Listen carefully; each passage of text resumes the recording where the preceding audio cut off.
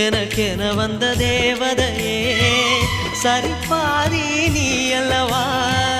நடக்கையில் உந்தன் கூட வரும்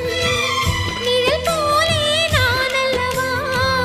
கண்ணன் கொண்ட ராதையர ராமன் கொண்ட சீதையர மடி சேர்ந்த பூரதமே மனதில் வீசும் மாருதமே நன்றி சொல்ல உனக்கு வார்த்தை இல்லை எனக்கு நான் தான் மயங்குறேன் என்னுடைய மனச தந்துவிட்ட பிறகும் ஏம்மா